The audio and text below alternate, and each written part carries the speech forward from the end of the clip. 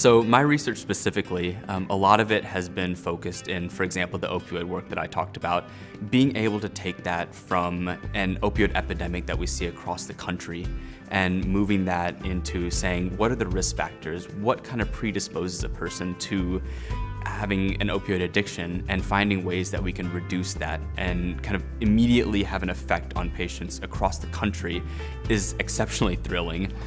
Despite how much I love doing research, I think the big thing is that motivates me to do it is kind of changing patient care.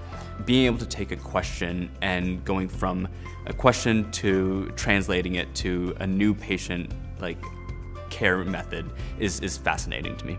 So for me, I have a big interest in underserved communities, and knowing how much research can help and improve those outcomes, knowing that there's a disparity in diverse participants in research, and then knowing that there's also a lack of conditions studied that affect these minority populations.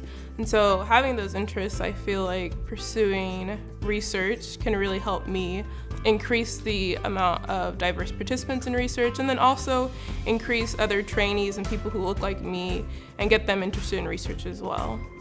I look at research as just a way to really channel creative energy, because when you're able to do that, you're able to really understand the approach that you're making towards your patients. You're really understanding the individualized needs that these patients need. And from that, you're able to really channel, again, that innovation, that creative mindset that, how can we do this better within our system? How can we really make our outcomes better? And that, I think, is what I can do with research in my career. Definitely working with the patients is what excites me. Already my research in these people living with HIV has shown that there are many barriers to healthcare in this population, including the lack of access to long-term healthcare. When we are able to identify certain barriers that impact a certain population, those barriers can be taken at a policy level and can be used to drive policy and more directly impact these vulnerable populations. It's these big upstream policy, education, and research changes that really drive long-term and make lasting impacts for these populations. And so I wanted to use my skills in dramatic epidemiology to directly contribute to those efforts.